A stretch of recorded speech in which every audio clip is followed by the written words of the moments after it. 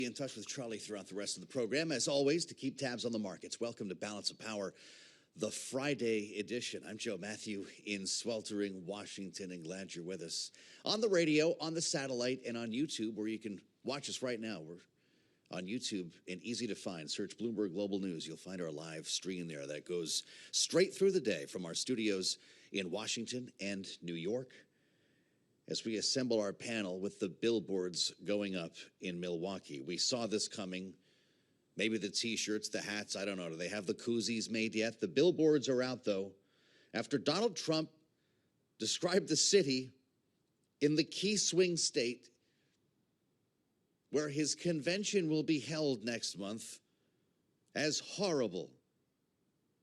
That would be Milwaukee. The DNC is now launching billboards in 10 locations across beautiful Milwaukee, featuring the former president's insults of the city that, again, will be home to the RNC next month. Rick Davis is with us this day after Seersucker Thursday, Bloomberg Politics contributor, and Jeannie Shanzano is back in the mix as well. Great to see you both. Welcome to our panelists on this Friday. Jeannie, I know it's silly season here, but is this the strategy the DNC wants to be pursuing for the next 6 months? And I'm sorry I missed Seersucker Thursday. It was cool.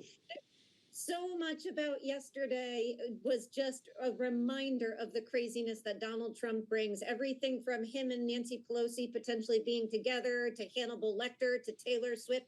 I mean, this is what the man is talking about. His first time back in the Capitol complex since January 6th. And of course, the Milwaukee is horrible, rings large. You know, we saw the cover of the Milwaukee Sentinel Journal today. Yeah.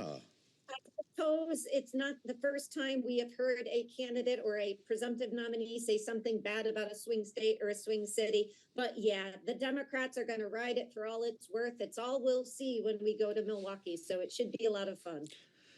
Can't wait. The front page of the Journal Sentinel, Rick, I'm looking at it now in my terminal. Trump, this big bold headline, Trump, Milwaukee, horrible. Now, to be fair, the Trump campaign tried to clarify his remarks and say he was talking about crime in the city. He wasn't trying to insult the city. But Rick, you've run conventions before. Is this the right way to roll into Milwaukee? Yeah, it's kind of tough on the host committee, who's out there raising tens of millions of dollars to support the Republican National Convention. When your nominee, who you're going to basically spend all this money celebrating, thinks you've got a horrible city. But I think there's even bigger things at stake here. I mean, as you mentioned, this is a battleground state. Every poll we've seen in the last 6 months has basically called this thing dead even. And just as a reminder, Biden only won this by 20,000 votes in 2020. So this is one of the key states. Biden has to win this state, we think, in order to win the presidency. And Trump gives them a gift like this. I mean, they can explain all day long what they want, but these billboards are going to remind people that he called our city horrible. I mean, spinach is horrible. How can a city be horrible? I mean, that's such over the top. All right, so this is too good. Producer James answers the call. The Biden-Harris campaign is already up with not a horrible city T-shirt. You've got the map of the state here. $32, by the way, and the koozies are in. Look at this. I love Milwaukee koozies with the mug of beer. Jeannie, I guess we've already answered the question. This is how you respond if you're the DNC. Oh, it is. And I want to tell Rick, Popeye is not going to be happy. Spinach is not horrible. It's very healthy and very good, as is Milwaukee, a beautiful city. But it was comical to hear the Republicans come out of this meeting, and every Wisconsin Republican was saying, well, he didn't say it. Well, he said it, but he was talking about crime. Or, it was this back and forth, as if he was your crazy grandpa at Thanksgiving dinner who just was tired and drank too much and was just, going on, and they were held responsible for what he was saying. And of course, the reality is that this is what we are going to be faced with for the next rest of this campaign and if he wins for the next 5 years. And this is a gift to the Democrats, not just this statement in Milwaukee, but the fact that Trump is back, and Trump is back being Trump. And while this gets his base ginned up and people laugh, there are a big coalition of people who are saying, the man goes back to Capitol Hill and talks about Hannibal Lecter not being so bad because he invited a friend. I don't even know what that means beyond the, it's reminiscent of the sharks in Arizona the other day.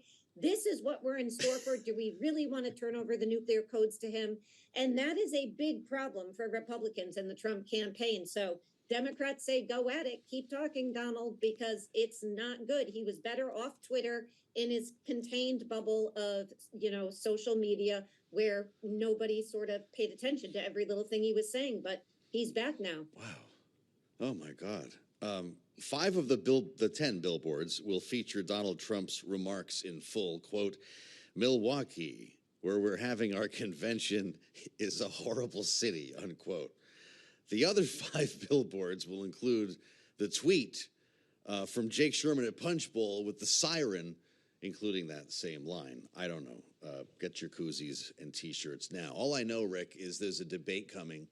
And this is serious business. We can fool around with T-shirts and koozies all day, but the clock is ticking here. And Joe Biden is going to be in 3 different time zones over the course of this 2-week period. He was in France last week. He's in Italy today. He's got to get on a red eye.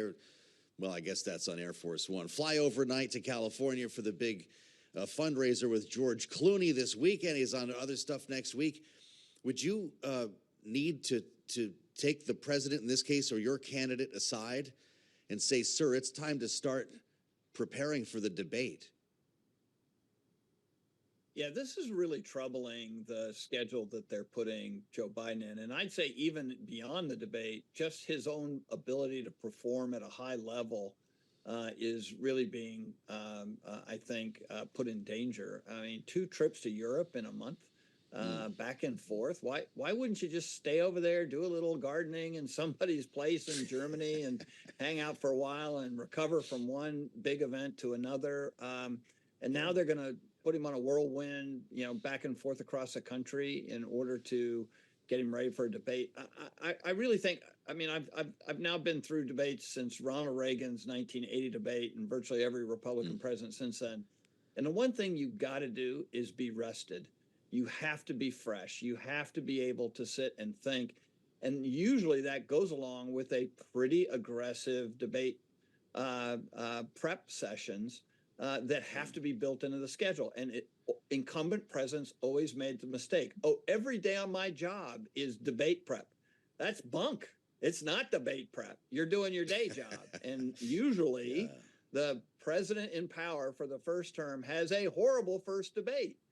And we can go through them all. I mean, they're like legendary, and I've cried through every one of them. And so, I think these guys have to wake up in the White House and realize that their candidate's going to be tired, and he's not going to be prepared, and they should not expect him to do well. And the whole idea was this wild card debate that he had to do well in.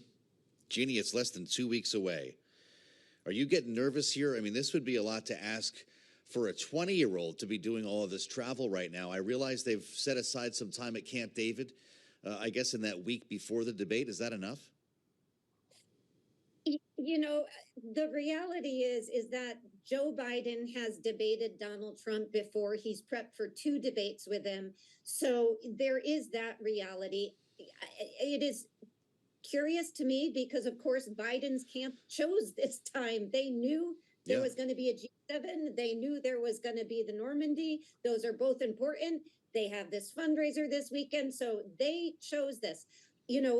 What we can say is expectations of Joe Biden couldn't be lower. I mean, if he comes out and is mildly conscious and able to, say basic things, I think it's going to be a win at this point. But you look at the other side. You have Jason Miller out there saying, Donald Trump doesn't need any prep. He's not going to need to be programmed by staff. He's going to demonstrate elite stamina like he does in the rallies. I mean, they are going on and on about how Donald Trump has this thing wrapped up. No prep, expectations will be beat. And so, I think the other side of this is going to be fascinating as well, considering we basically are looking at an incumbent on incumbent debate. And so I'm not sure Donald Trump is any more prepared for this than Joe Biden is. And last time around, Donald Trump was very, very off his rocker, and Joe Biden had a pretty good performance. And I don't know that won the election for him, but it certainly helped him in the polls. Elite stamina. I think I saw that stuff at 7-Eleven. Rick, is this a traditional murder board, as you guys call it? Do you put the incumbent in a room at a podium and somebody else is playing Donald Trump, or is Joe Biden beyond that? Nobody's beyond that. And if Joe Biden thinks he is beyond it, or that by debating Donald Trump twice and arguably winning because Donald Trump lost, it somehow prepares him for this, it's all nuts. These are all circumstantial. Everything has changed since 2020. And if he doesn't think so, look at his approval rating. He's at 39 to 40%. He was at 54% in 2020. Joe Biden doesn't have anything to give back to the field.